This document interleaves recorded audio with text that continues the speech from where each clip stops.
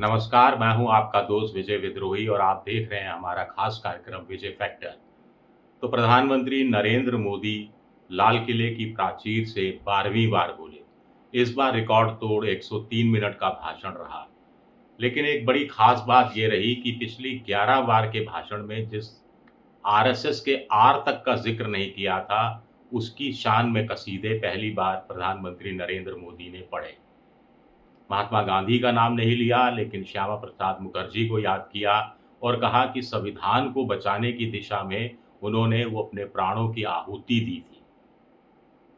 जिस आरएसएस ने आज क्या 15 अगस्त आज़ादी का दिन, स्वतंत्रता दिवस मनाते हैं, अंग्रेज़ों से आज़ादी मिली थी, भारत आज़ाद हुआ था और इस आज़ादी के आंदोलन में आरएसएस की भूमिका कहा जाता रहा है नगण्य रही थी। कुछ लोग तो ये भी आरोप लगाते हैं कि आरएसएस ने उल्टे अंग्रेज़ों की मदद की थी। यही आरएसएस है जिस पर उस समय के गृह मंत्री सरदार वल्लभ भाई पटेल ने प्रतिबंध भी लगाया था महात्मा गांधी की हत्या के बाद और उनके विचार में भी ये था कि आरएसएस की विचारधारा से प्रभावित होकर ये अंजाम दिया गया, नफ़रत देश के अंदर फैली। आरएसएस हो, फिर जनसंघ हो, इन सब पर बहुत बार ये हिंदू मुसलमान करने के आरोप भी लगते रहे हैं और प्रधानमंत्री लाल किले की प्राचीर से आरएसएस के 100 साल पूरे होने पर, जो इस साल 2 अक्टूबर को हो रहा है, ये भी विचित्र संयोग है। 2 अक्टूबर महात्मा गांधी का जन्मदिन और उस दिन आरएसएस के 100 साल पूरे हो रहे हैं। विजयदशमी का मौका है। तो ये कहा कि आरएसएस गौरवपूर्ण है, इसका इतिहास व्यक्ति निर्माण से लेके राष्ट्र निर्माण तक 100 साल से लगे हुए हैं। स्वयंसेवकों की समर्पण, उनके संगठन और उनके अनुशासन, उनकी सेवा, सबकी जमकर प्रधानमंत्री नरेंद्र मोदी ने तारीफ की। एनजीओ, दुनिया का सबसे बड़ा एनजीओ आरएसएस को बताया। अब बड़ा सवाल उठता है कि ये कहने की ज़रूरत क्यों पड़ी? पिछले 11 साल से भी तो संघ सक्रिय था, दुनिया का सबसे बड़ा एनजीओ था, तब मोदी जी को कभी याद क्यों नहीं आया? तब भी लंबे-लंबे भाषण होते थे, पिछली बार भी 98 मिनट्स का भाषण था, तब भी आरएसएस का नाम नहीं लिया था। तो क्या ये मोहन भागवत को खुश करने की कवायद है? या फिर इसको जोड़कर देखा जाए कि आरएसएस का जो अनफिनिश्ड एजेंडा है, उसे पूरा करना है? क्या इस खबर के साथ जोड़कर देखा जाए जिसमें उन्होंने कहा कि हाई पावर डेमोग्राफी मिशन शुरू करना है, देश की डेमोग्राफी जो सीमावर्ती इलाकों में बदल रही है, ये एक षड्यंत्र के तहत हो रहा है, सोची-समझी साजिश के तहत हो रहा है।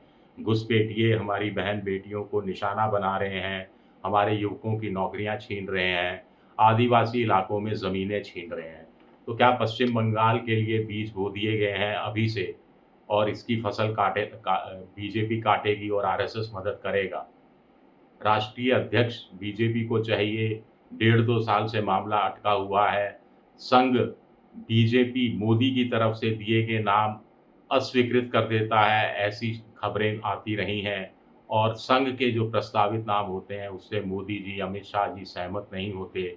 तो बीच का रास्ता निकालने के लिए या आपस के अंदर जो मनमुटाव सा भरा हुआ है, उसको लाल किले की प्राचीर के ज़रिए दूर करने की कोशिश की गई है, ये भी सवाल उठता है। मोहन भागवत ने कुछ दिन पहले ही कहा था कि शिक्षा और हेल्थ, ये क्षेत्र बड़े महँगे होते जा रहे हैं और सरकार ने इस दिशा में कुछ नहीं किया है या बहुत कम काम किया है। प्रधानमंत्री ने बहुत सी योजनाओं की बात कही, लेकिन शिक्षा और स्वास्थ्य को लेकर कोई अलग से कोई नई योजना, कोई बड़ी महत्वाकांक्षी योजना शुरू की जा रही हो, इसका उन्होंने अपने भाषण में ज़िक्र नहीं किया। अलबत्ता एक संकेत दिया कि जीएसटी के अंदर कुछ चीज़ों की जो जीएसटी लगती है, वो कम की जा सकती है और दिवाली के मौके पर एक बड़ा तोहफ़ा देशवासियों को दिया जा सकता है। ट्रंप का नाम नहीं लिया, लेकिन आर्थिक स्वार्थ बढ़ रहा है दुनिया में, वैश्विक दुनिया में, इसका ज़िक्र किया और ये कहा कि रोने-धोने से काम नहीं चलेगा इस संकट पर। माना उन्होंने कि एक संकट है और रिफ़ॉर्म्स की तरह इशारा किया, किसी की लकीर को छोटी करने के लिए ऊर्जा नहीं खपानी है, खुद की लकीर को लंबा करना है। स्वदेशी की बढ़-चढ़ कर बात की। अब तो संघ ने भी स्वदेशी की बात करनी कम कर दी है, स्वदेशी जागरण मंच भी खामोश रहता है। 2014 में जब मोदी जी पहली बार प्रधानमंत्री बने थे, तब स्वदेशी जागरण मंच बीच-बीच में शोर मचाता रहा था, फिर अचानक उसकी आवाज़ बंद कर दी गई थी।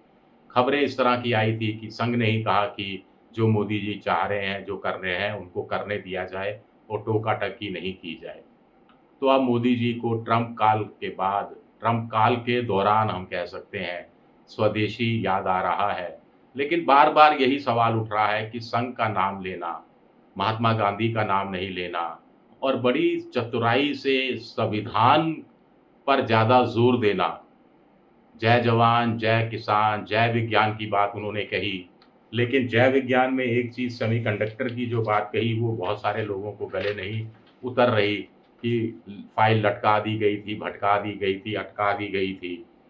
देखिए, इंदिरा गांधी ने 1970 में ही अ, साइंस एंड टेक्नोलॉजी एक कमीशन की स्थापना की थी। अशोक पार्थसारथी को अपना सलाहकार नियुक्त किया था। 1971 में इलेक्ट्रॉनिक कमीशन बना था, जिसमें प्रोफ़ेसर एम.जी.के. मेनन चेयरमैन बनाए गए थे। उसके बाद इंदिरा गांधी ने रूस का, अमेरिका का, यूएसएसआर होता था, दौरा किया था और सेमीकंडक्टर के क्षेत्र में वहाँ जो काम चल रहा है, उसका जानकारी ली थी।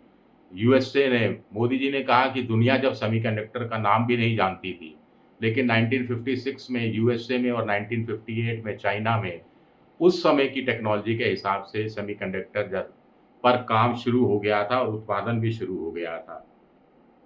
1975-76 में इंदिरा गांधी ने एक सेमीकंडक्टर चिप पर फिर नए सिरे से काम शुरू किया। सेमीकंडक्टर कॉम्प्लेक्स लिमिटेड एससीएल की स्थापना की गई। एक्सपर्ट पैनल बनाया गया। 1978 में फैसला हुआ कि मोहाली में एससीएल खोला जाएगा। 15 करोड़ रुपए रखे गए इसके लिए 1978 में। 1983 में इसका उद्घाटन हुआ। इंडियन इंस्टीट्यूट ऑफ साइंस और आईआईटी से मैथमेटिक्स के क्षेत्र के, फिजिक्स के क्षेत्र के, इलेक्ट्रॉनिक्स के क्षेत्र के विशेषज्ञों को बुलाया गया। 1984 में बेसिक प्रोडक्शन शुरू हुआ और लेकिन 1974 में जो भारत ने परमाणु परीक्षण किया था, तो भारत पर बहुत से आर्थिक प्रतिबंध लग गए थे और दूसरी तरफ अमेरिका हो, जापान हो, चीन हो, वो नहीं चाहते थे कि तीसरी दुनिया के देश, भारत जैसे देश कम से कम सेमीकंडक्टर के क्षेत्र में आगे आएँ। तो उन्होंने एक कानून भी बना दिया था, जिसके तहत टेक्नोलॉजी देने पर मनाही थी। लेकिन उसके बावजूद 5000 एनएम के आईसी इंटीग्रेटेड सर्किट बनाने में सफलता हासिल की गई थी। 1989 में इस कॉम्प्लेक्स में आग लग गई थी, सब कुछ जलकर राख हो गया था, 100 करोड़ से ज़्यादा का नुकसान हुआ था। ये आग एक साजिश के तहत लगाई गई थी, अभी तक पता नहीं लगा है। इसकी जांच लंबे समय तक चलती रही। 1997 में प्लांट पर दोबारा काम शुरू हुआ हम, लेकिन तब तक बहुत पिछड़ चुके थे। 2006 में मनमोहन सिंह के टाइम में इस कंपनी का पुनर्गठन किया गया और इसको एक लैब बना दिया गया। तो ऐसा नहीं है कि उस समय सेमीकंडक्टर क्षेत्र में काम शुरू हुआ था। पिछले 11 साल में कुछ हुआ है, वो 11 साल में ही हुआ है। मोदी जी ने अपने भाषण में इस तरफ बहुत ज़ोर दिया। शुक्रिया, मेरा ये वीडियो देखने के लिए बहुत-बहुत शुक्रिया।